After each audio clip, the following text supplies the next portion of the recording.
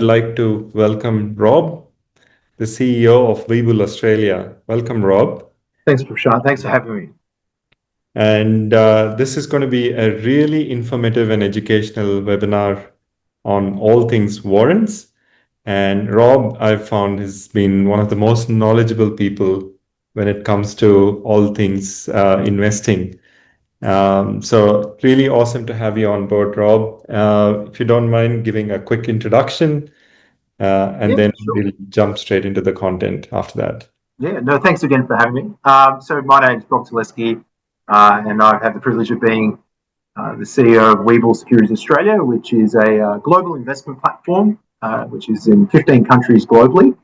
And we offer access to not only our Australian equities market, but some of the largest capital markets globally, for example, the US, as well as Hong Kong and mainland China, where there's some very interesting opportunities for those that want to explore that part of the world. But and that's growing, and so our proposition is to make investing easy and painless for clients, for retail clients, and from our onboarding process all the way to how we allow you to access markets globally and locally is something that we pride ourselves on.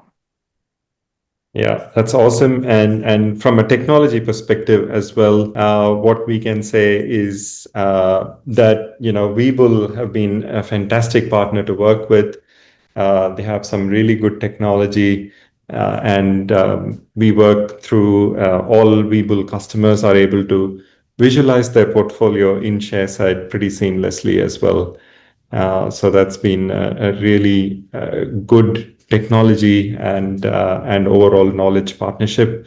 Before we get into the core content, it's also kind of like, why are we talking warrants particularly now on the Sharesight context?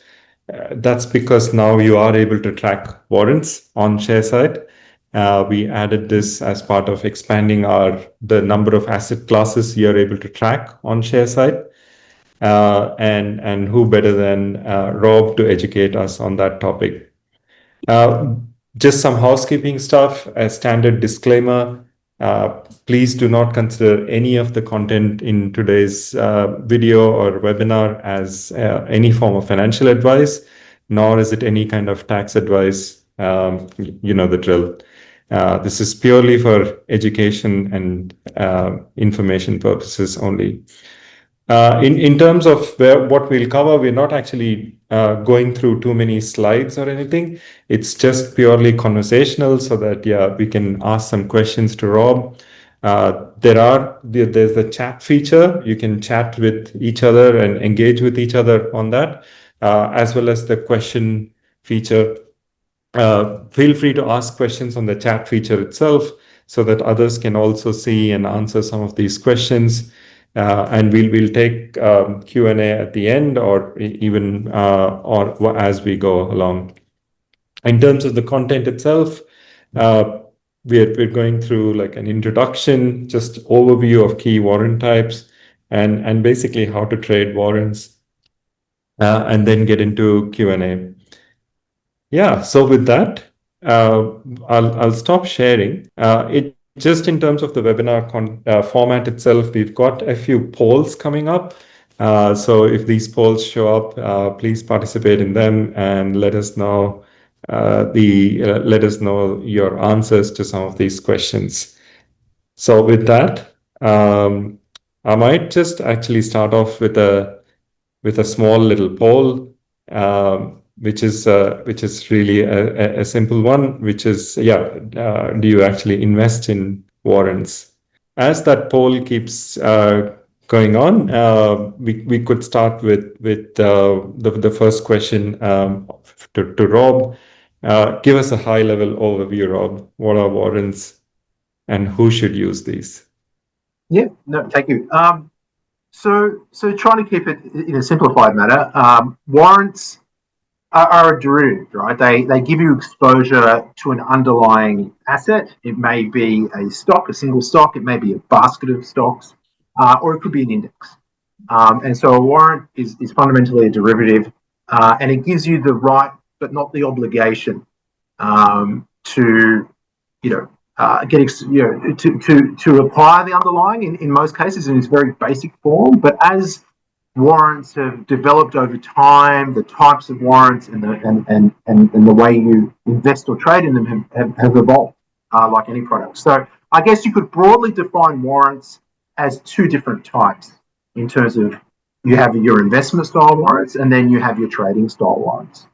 So then the question really comes down to, as an investor, who's it suitable for? And we'll delve into each of those sort of warrant types. But it's very much in the name, right? Are you an investor or are you a trader? So, in terms of investment, are you looking for, you've got longer time horizons? You may be looking at, several years or longer in terms of what your time horizons are for your portfolio and your overall wealth. Or are you someone that actively seeks opportunities and is looking to take advantage of day-to-day opportunities, or a bit further dated? So it really is. Warrants are actually applicable to all styles of investors in their very nature. It just depends on what you want to trade in. So we'll just briefly talk about investment warrants. So there's lots of, you can categorize them in different ways, but we'll talk about probably the two main investment warrants, and you typically see they're either going to be they're typically an installment warrant. And probably the easiest way to think of it, I think we've all been exposed to buy now, pay later these days. Think Afterpay, for example. So an installment warrant is probably the original buy now, pay later of the finance world, in the sense that you pay a certain amount up front as your first installment. Typically, there are only two installments, but it really comes down to the warrant itself and how it's issued, and I'll touch on warrant issuers in a moment. But it allows you to get exposure to the underlying. So let's say, for our example, maybe we have a warrant on Telstra.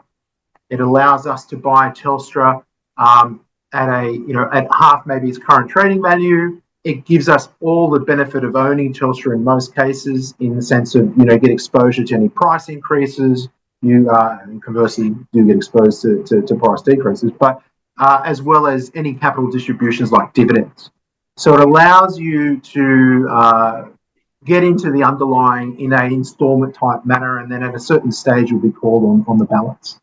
An offshoot of that is what we call self-funding installments, where it's the same principle again. However, instead of you collecting the dividend, if it's a dividend paying stock, the dividend will go in to help pay off some of the installments. So again, you're now lowering your entry levels into that stock. And so a lot of investors that have a long-term time horizon and have a particular view, let's say Telstra as the example, that is a way that you could get into Telstra without having all the money up front, buying the actual physical through your investment platform on the exchange. So that's probably the key part around that. There are other style of investment warrants, but they're probably your most prevalent ones out there. And then we can talk about trading warrants. Now, trading warrants come with significantly more risk, and I think if anything, what I'll call out now is any style of derivative product comes with more risk, whether it's an option, whether it's a warrant, or anything in between. What I do implore investors or traders to look at is understand what you're trading in and investing in. Right? And so the benefit of a warrant is that it's issued by a warrant issuer. They will release a product disclosure statement for every single warrant series they list. So that's a great thing as an investor. You can actually understand what exactly is this warrant, what am I potentially getting, at what time, what are my obligations, and potentially what are my risks, right? And for example, in the world of options, which is similar again, it's a derivative that allows you, gives you the right but not the obligation to purchase or sell an underlying. Options are a standardized exchange traded product, and so you're not issued a product disclosure statement, and they have similar mechanics, but they also have very different parts to them as well. And so the benefit of a warrant is it allows you to understand exactly what that derivative is, which may not be something that you'll get from trading warrants outright, because there is no product issuer of warrants. It's an exchange issued product. So I implore everyone, read the product disclosure statements. The great news is warrant issuers will also have an investor hotline. And so if you have any questions around a particular warrant, you can obviously ask your investment platform, and here at Webull, we will definitely take your call and help you. But you could also speak to the actual issuer of that warrant and get some insights and understandings. And I think that's another a good feature about warrants as well. But moving on, so investment warrants or trading warrants, high risk factor because they are generally leveraged. They give you exposure to either an underlying or a basket of underlying securities. And in most cases, they give you also exposure. There are warrants that give you exposure to indices, to index. So if you're got a view on what the ASX 200 typically is one of the indexes that they'll have a warrant on, or even foreign indexes like the S&P 500 in the US. If you have a particular view, maybe you're seeing some comments from Donald Trump through Twitter, and you have a view on what might be happening in those respective markets, global markets, then warrants can help you, take advantage of those opportunities, whether you're going long or short.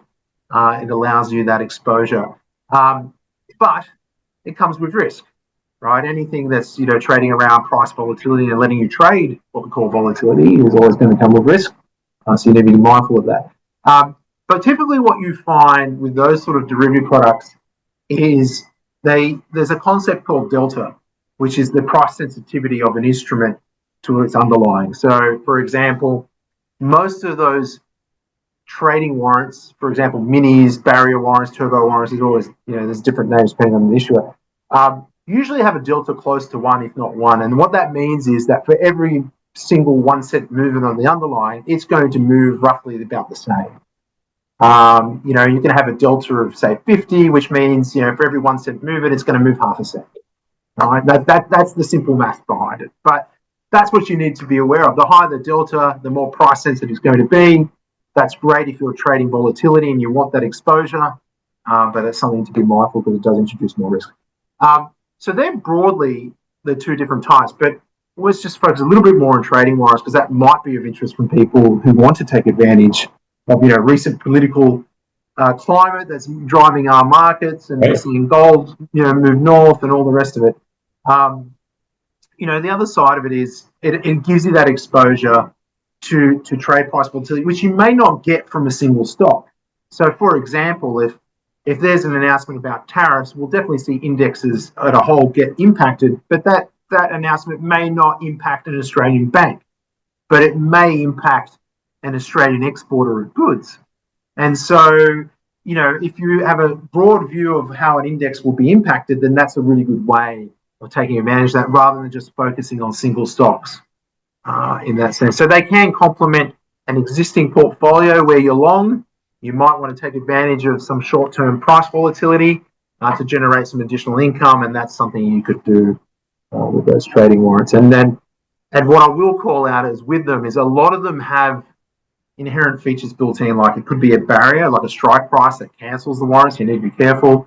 It could be a stop loss where at least you'll get some money back. So again, I implore you that if you are looking at trading style warrants, to read the product disclosure statement carefully. If you have any questions, ask your platform, your broker of choice, or ask the warrant issuer around those things. But I think if I've looked at historically warrants, one of the key traps I've always seen, and maybe that's not the right term, is that investors haven't really understood the product they're investing or trading in, and that's why I want to get a message across to all your Sharesight clients that if there's something you want to look at, there are definitely opportunities, but just be aware of the potential risks. Yeah.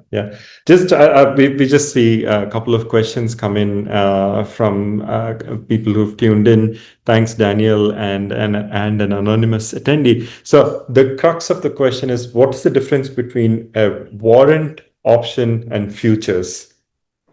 Yeah, it's a good question. They have some similarities and they have differences. So we'll focus on potentially the two equity derivative related ones, which would be options and warrants first, and then I'll speak about futures. So the difference between option and warrant, they both give you the right, but not the obligation to acquire an underlying in their basic form, right? Warrants can be a little bit more evolved from that in the sense that they can also give you, there can be differences within that warrant that you're trading, right? With options, it's an exchange issued product. It's a standardized product, which means that the exchange will say this is the amount of options we will have against specific stocks or indexes. So if we're talking about Australia centric, let's not talk about foreign markets, talk about Australia centric, you know, the exchange traded option market is probably only across less than 100 securities. Right? So you can't trade options in every single stock that's listed on the ASX, for example. It's going to be a very much smaller cohort.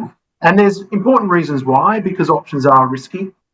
They inherently have a lot of risk in them, and there are obligations as a trader of warrants, if you're writing warrants to generate income, then you have exposure to things like margin requirements, where you'll either have to put up more stock or more physical cash to meet your day-to-day exposures. With warrants, you don't have the margin exposure, right? And so it's a very different style of product in that sense. With options, as I said, it's a standardized product. You're dictated to by the exchange what those strike levels will be, and what the parcel is. So one option may represent 100 shares, for example, and may represent a little bit different than that. But it's exchange level. With warrants, they are issued by a warrant issuer, so they are not issued by the exchange. And so that's probably the key difference between the two. Right now in Australia, we only have one warrants issuer in the market at the moment. So warrants have enjoyed, historically, warrants have been around for many decades, and historically, they've enjoyed different levels of awareness with investors, and it pays me to say this, but we're probably in an environment where not as many investors are aware of warrants these days, and that's why we're having this chat. So right now, there's only one warrant issuer currently in the Australian market that's issuing warrants, but they've been around for many, many, many years, and are very highly respected. And I'll let your viewers, go in there and explore all that. But the warrant issuer will actually dictate the terms. So they say this is what the warrant is based on. There might be some additional things around stop losses. Some may not have stop losses. If it's an installment warrant, they'll dictate when you have to pay the installment and how you receive your dividends. So there's a whole different things and each warrant that is issued could be different from the previous warrant. And so they're the sort of differences, whereas with exchange traded options, they're all standardized. But in theory, similar product, just different issuers and therefore different terms of that product. Futures. Now, futures is actually traded on a completely different market. It's traded on the futures market, so it's not part of the equities market, which options and warrants are part of. Now, futures, again, it's a derivative, but typically futures, they're all an offshoot of each other. It gives you the opportunity to secure maybe it's a commodity, maybe it's gold, maybe it's oil, maybe it's wool, whatever it's going to be, if it's commodity futures, or it could be futures on other things, on an index, for example, or whatever.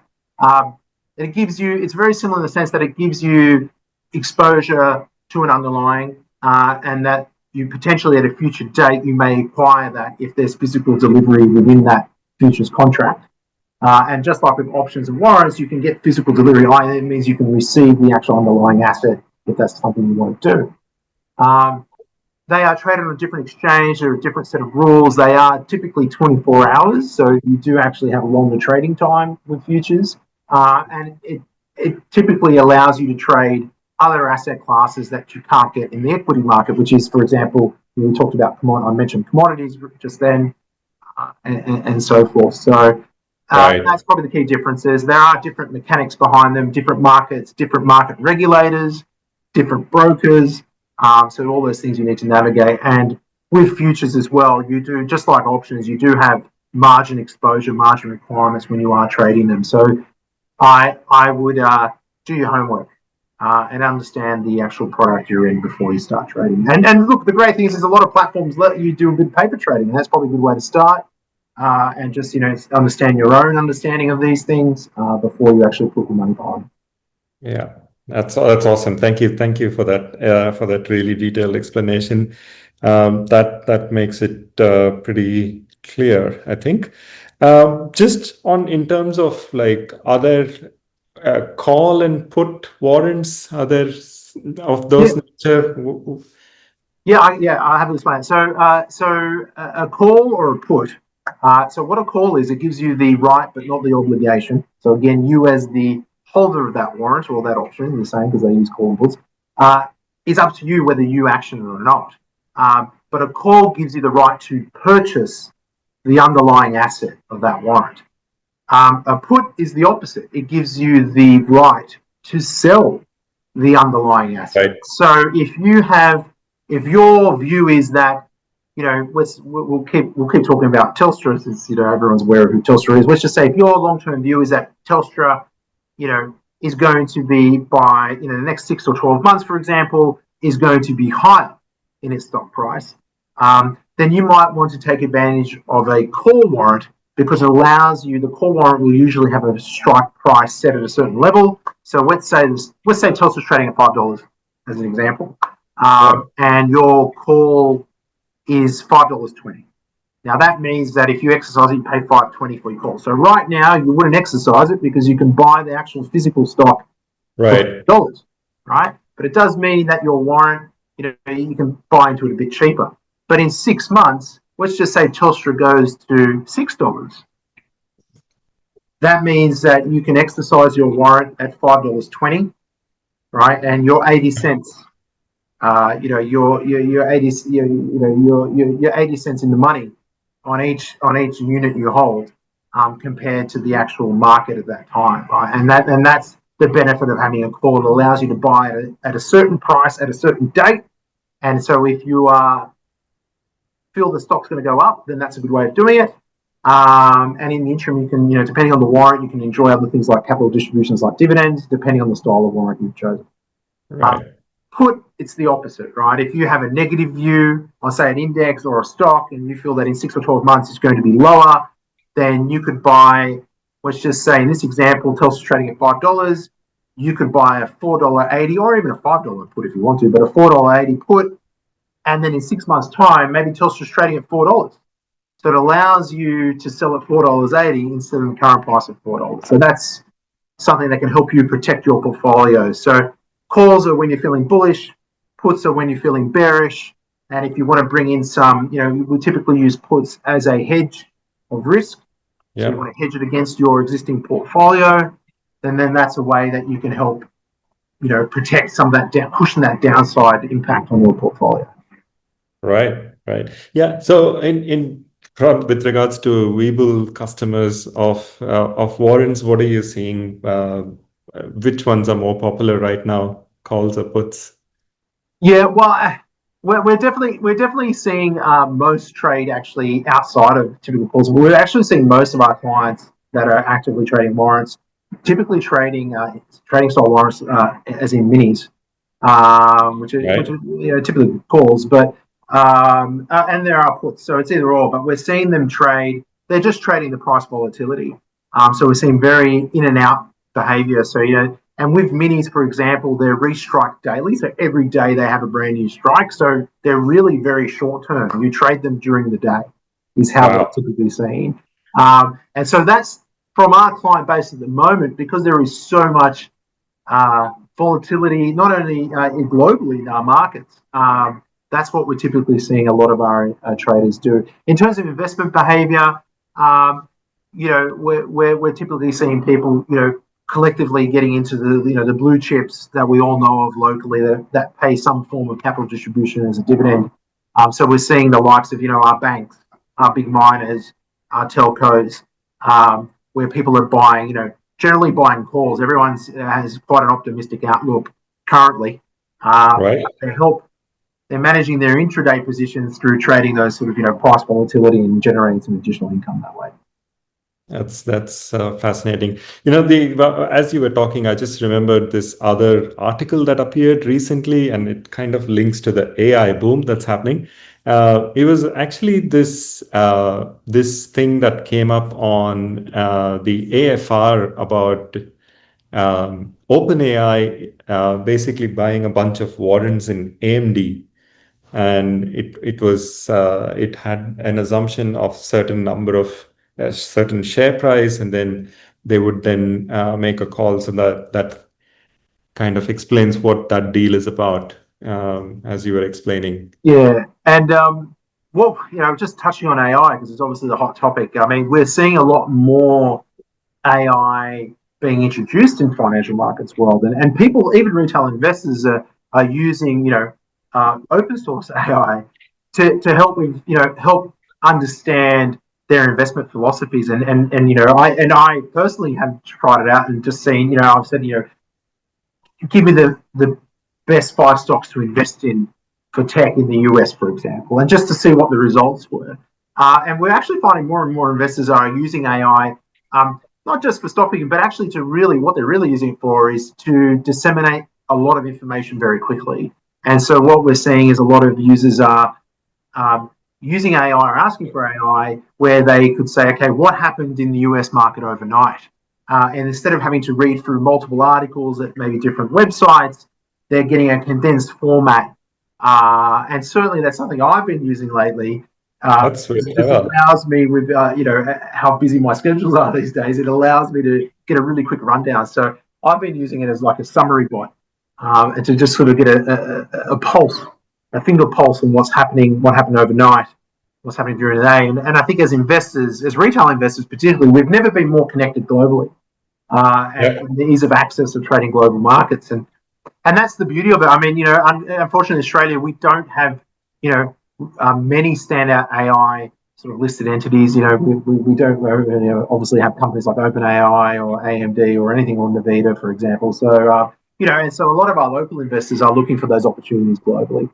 But it's an interesting space, and it doesn't surprise me that you've seen some of that action from AI in the warrant space. I think it could be applicable to a lot of different security types on Yeah, the yeah. relevant markets that we trade. It's really fascinating. Like that is the only one that surfaced in public, but otherwise there's that popular spaghetti diagram of all the AI companies sort of investing in each other that's going around. And I wonder whether some of those are just warrants in this kind And it can be, and you should check with warrant issuers because, as I said, they can also do baskets of warrants, and they typically do. So if there's a thematic theme, which we see in a lot of exchange traded funds, like a thematic theme around AI, then I'm sure you'll either, if you don't find a warrant locally, I'm sure you'll find one globally. That'll give you exposure to a theme. So whether it's AI, whether it's ESG, and for example, there's some themes that you could also trade on. Yeah, that's really really interesting stuff. And again, coming back to the Australian context and what you're seeing on Webull's platform itself, you mentioned something called minis. What are those? Yeah, so minis is a trading style of warrant, and sometimes and there's some differences. Sometimes you might hear them as a barrier warrant, turbo warrant, or a mini. Minis typically allow you to trade an index, so it allow you to trade the price volatility of an index. It can also be over a stock or a basket of stocks, but typically you find it relates to say the ASX 200 as an index, and so it allows you to trade that index intraday. So if there's if you have a feeling that the index is going to be lower today, then maybe you're trading a put mini and trading the downside. If you feel like the index is going to be higher or there's going to be choppy, you might be trading in and out of positions with it, on that sense. So, but the key thing there is, as I mentioned, because they have such a high delta ratio, so price sensitivity to the underlying, you can get some significant gains, but you can also get some significant losses. So Yeah, yeah, that's what you need to be aware of as an investor in those type of products. And a lot of them come with some form of strike or barrier, which means they could get knocked out during the day. Now, depending on the style, it could mean that you get some of your money back. It could mean that you lose all your money. So these are the other things that, typically the more leveraged, the more price sensitive something is, the higher the risks are. So you, again, read the product disclosure, understand the actual mini that you're trading in, understand, what a strike is, what its knockout level is, or does it have a automatic stop loss? These are things that are out of your control because the index, for example, if you're trading in ASX 200, the index could do anything throughout the day. And so, you're literally going to be exposed to that sort of risk. So that's something to be aware of. yeah. Yeah, no, that's really good. Just another little poll to ask our audience on what they feel the primary benefit of warrant is. Feel free to answer the question. Um, yeah, so it's just kind of like talking about other types of underlying assets that people could, hedge against or what have you. Are there anything that hedges or does this amplified volatility on crypto itself, like say from a warrant? Yeah, that's I actually haven't checked the latest issuance of warrants, but it's something. It would come down to the warrant issuer whether they want exposure, whether they're offering a crypto-related uh, warrant. I'm not aware of one now, Yeah, although I would say that if they were, it would probably be against an ETF that has an yeah, underlying crypto, and there definitely is some ETFs in the Australian market that represent Bitcoin, for example, or Ethereum. However, having said that, though, and I mean, I know it's outside of this conversation that we're talking about warrants. I mean, there are definitely derivatives on crypto, but typically you're probably going to access them via a crypto platform. right. I mean, look at Webull, we do offer crypto. We don't offer crypto derivatives at this stage. That's something that's probably the day two item for us. So if you want exposure to the actual physical, if you can call it physical, being an electronic token, Yeah, but if you want exposure to Bitcoin directly or Ethereum or Solana or any of the meme tokens, then that's something you can do for our platform. We're starting to see more traditional equity platforms like ourselves sort of dipping into that space because there is demand from our investors. Yeah, ultimately, I haven't seen if there's been a warrant issue on crypto yet. yeah. But there are other ways to get exposure if you do want to. Yeah. And on the other side, is there like an anti-gold or anti-precious metal? Yeah, I don't think I haven't seen anti. There definitely is gold and precious metals, but it's generally it's generally exposed to that. But I mean, it depends. You take a call, you take a put. If you've got an anti view on gold, you take a put. Yeah. If you think the volatility is there, but judging by the recent line of people lined up with the gold bullion in Marketplace in Sydney that I saw the other day, Yep. I don't think the view that is gold is going down anytime soon for most That's retail. right. Yeah, no, I think purely as a hedging instrument, just if someone feels they've missed the boat, just Yeah. bet on the counter. No, that's really fascinating. Just kind of like any final takeaways for long-term investors, because most of our Sharesight customers are long-term investors. So what should they take away from this Yeah. webinar? And I appreciate I probably focused more on the trading style of things to take, because there's quite a bit of sort of volatility day to day these days. I think from a long term investor's perspective, then definitely there's a benefit to looking at installment warrants where you don't have to put, all your money into the underlying day one. If you've still got some question marks around whether Telstra is really it for you in your portfolio long term, you could buy in at an installment level, so you're paying only for half of it. Still get exposure to any upside in the stock. Still get exposure to any distributions like dividends. And then you can make up your mind that if this is something you want to hold long term, then you can pay the final installment and secure the physical underlying. And I think for a long term investor, it's definitely a very underutilized product, and it's something that definitely deserves a little bit more consideration from retail investors, especially Yeah. for a longer time horizon. Yeah, no, that's really interesting. And I did see I think when I read up on when warrants first appeared, apparently they were really popular back in the 1920s. And then yeah, as you mentioned, nowadays not many people have heard of them. So Yeah, and they seem to enjoy a level of success, just like the marketing cycles, and when I first started in the industry, that's going on more than 20 years ago. Well, actually, a bit more than 20 years ago. Warrants were very popular. There was a significant number of right. warrant issuers in the Australian market. Over time, they've lost a little bit of popularity. People have looked at trading exchange traded options, and then obviously the ease of access of global markets now and trading derivatives in global markets has got a lot of people excited and interested. And I know, Webull, we trade a lot of US options as an example, because there's a lot of household names that are in the US, like, Apple, Alphabet, Amazon. There's names that resonate and people want a piece of that. And unfortunately, in Australia, we have a fantastic local capital market and an exchange. But we're only so big. And so people look at offshore opportunities. But they're definitely, so I don't think warrants have enjoyed as much its excitement and interest as they have historically these days. But it's definitely something to consider. Especially if I like it to buy now, pay later. You can buy a little bit now. Get your foot in the door, get exposure to a stock if you have a firm view on that stock. Enjoy, the benefits of owning the underlying stock while you still haven't fully paid for it. Without the concern around, buying something on a margin investment facility where you've got concerns around interest rates and things like that. So it's a different way of looking at it. Yeah. That's really good. Well, one other audience question that's come about is like, does Webull have any offers in the market for investors? Yeah, we've always got campaigns going. Probably there's probably two that I'll call out. So we have an industry first. I'm not aware of any other investment platform in Australia doing this, but it's something that we do globally with Webull. Like I mentioned, we're in 15 countries, so we're very global. But right now, we have a very exciting offer of 2% asset match.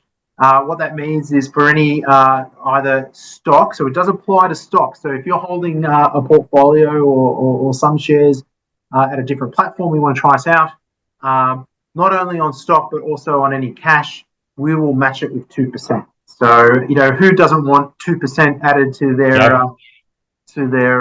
their performance for the end of the year? And we offer it across all different account types, whether you're an individual, joint, whether you're a company, trustee, self-managed super fund. We cater for all those different account types. So that's probably our most exciting offer at the moment is a 2% asset match. So that's both stock and cash. That's very generous. Some terms and conditions around that. So please look at it. But that's that one. And we also have another campaign for Australian shares where we offer free streaming data.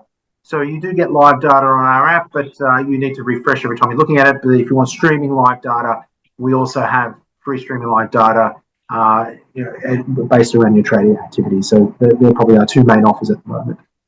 Yeah, that's awesome. Just for a minute, I got a bit excited thinking it's streaming services, but streaming data sounds equally good. That's really good. Now, thank you so much for your time, Rob. It's been fantastic. I certainly have learned a lot about warrants, and I've just launched that poll asking about how likely people are to start trading in warrants. So I think you've definitely done the job of educating us all about it. Thank you so much for your time. No, thank you. It's a fantastic opportunity. Just as I was about to end, there's a question that's just come in from one of our audience. How does a warrant differ from a CFD? I think you explained all the other. That's a very good question. So they're both a derivative style product. A CFD is a contract for difference. The issue of the CFD is also the market maker, which is not too dissimilar to a warrant. You have a warrant issuer, and you have and the warrant issuer is also, and this is something I didn't touch on actually. The warrant issuer is also will also provide a spread in the market, which is no different from a CFD provider in that sense, that they will provide their own spreads. I guess the difference is this: warrants are traded on a regulated exchange, which is either the ASX or CBO Australia. So they're the two major secondary exchanges in Australia. So they are regulated exchanges. A CFD provider is not a regulated exchange. It is just a provider of a product in their world. So that's probably like, from a regulatory standpoint of view, you're dealing with the ASX or CBO versus dealing with what largely would be a private company, right? So there's some counterparty risks you need to be aware of. Warrants will settle through the actual national clearing and settlement system, which is the ASX's clearing system, ASX Clear. There are protections and obligations for all participants, so your counterparty risk is managed, and I think it's really important. With CFDs, you cannot say the same. It's all managed privately. It is not done through an exchange. And I think that's probably the key regulatory point of view. In terms of their behaviours, a warrant issuer has every need to be able to price their warrant fairly in relation to the underlying. They want people to use their products.